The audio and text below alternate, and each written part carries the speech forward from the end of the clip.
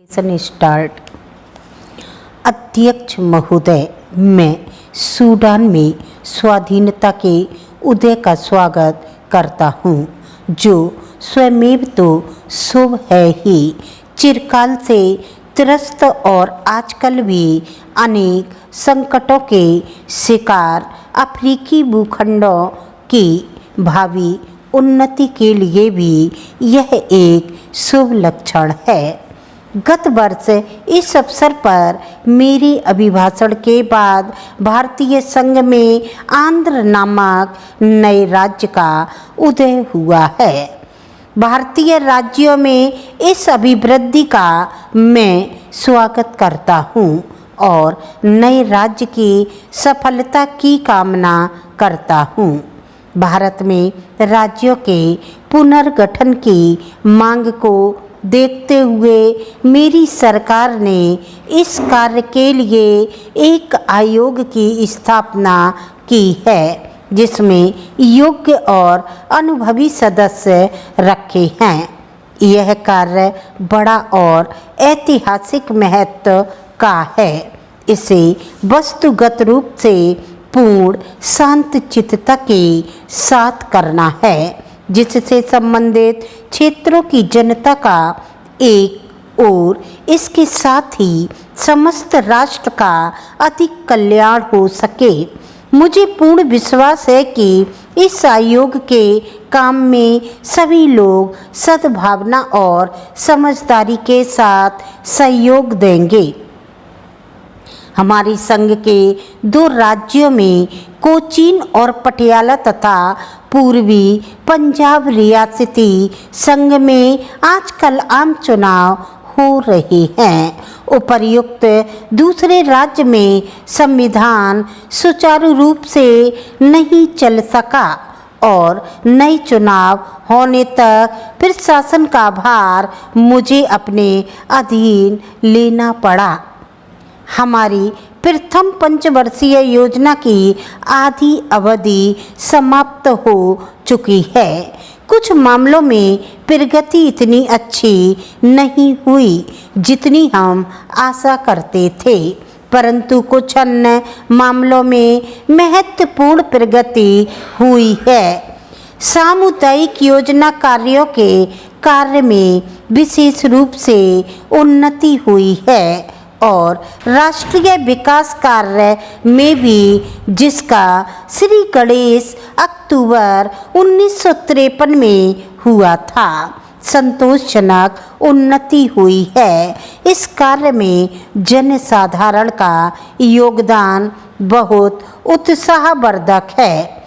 इस कार्य का यह पहलू बहुत ही आशाजनक है। यद्यपि औद्योगिक उत्पादन में और कई एक दूसरे क्षेत्रों में विशेष प्रगति हुई है, फिर भी व्यापक बेरोजगारी की समस्या मेरी सरकार के लिए चिंता का विषय है। लोगों को अधिक रोजगार दिलाने के उद्देश्य से योजना आयोग पहली पंचवर्षीय योजना पर पुनर्विचार कर रहा है। साधारण आर्थिक स्थिति में बराबर सुधार हुआ है। 1952-53 में अनाजों का उत्पादन उसके एक वर्ष पहले की अपेक्षा 5 लाख टन अधिक हुआ है और इस वर्ष की स्थिति भी अच्छी है। खाद्य की स्थिति में सुधार बहुत संतोषजनक है और देश इस दिशा में आत्मनिर्भरता के लक्ष्य की ओर तेजी से आगे बढ़ रहा है।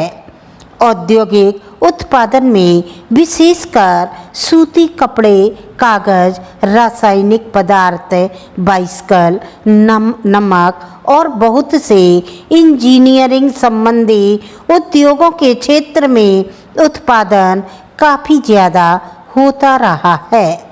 औद्योगिक उत्पादन की सूचक संख्या बढ़कर 1953 में 1345 हो गई, जबकि 1952 में वह 129 थी। युद्ध के बाद से हमारे औद्योगिक उत्पादन का यह उच्चतम स्तर है। इस्पात उद्योग के विस्तार और इस्पात के एक नए कारखाने की स्थापना के संबंध में इस समय अंतिम कार्रवाई हो रही है। पटसन और चाय उद्योग अब अच्छी स्थिति में हैं। महोदय, मैं आपके यहाँ बहुत उत्सुकता के साथ इसलिए आया हूँ कि मैं अपनी आँखों से यह देख सकूँ कि यहाँ क्या क्या हो रहा है और क्या करने का विचार है। स्वागता अध्यक्ष जी ने अपने भाषण में अभी दिग्दर्शन कराया कि यहाँ क्या तो आप करने जा रहे हैं, क्या क्या सरकार की ओर से किया जा रहा है और किन चीज़ों की कमी है। मैं इन सब चीज़ों के संबंध में केवल इतना ही कह सकता हूँ कि जहाँ तक मुझे मालूम है आपकी राज्य सरकार और केंद्रीय सरकार दोनों इस बात के लिए तत्पर हैं कि आदिवासी की उन्नति के लिए यथेष्ट और प्रत्येक संभव प्रयत्न किए जाएं। जिस समय भारत स्वतंत्र हुआ और हमको स्वतंत्र संविधान बनाने का अवसर मिला तो हमने उस संविधान में इस बात का ध्यान रखा कि जो पिछड़े हुए लोग हैं उनको आगे बढ़ाना और दूसरों के समान स्तर पर ला देना हमारा पहला कर्तव्य है।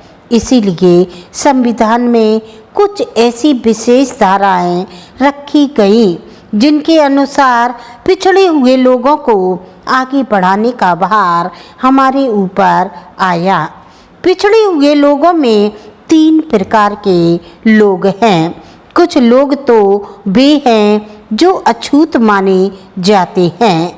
अस्पृश्यता दूर करने के लिए महात्मा गांधी ने इतना बड़ा प्रयत्न किया और आज ईश्वर की दया से वह बहुत सीमा तक कम होती भी जा रही है और आशा की जाती है कि दूर हो जाएगी।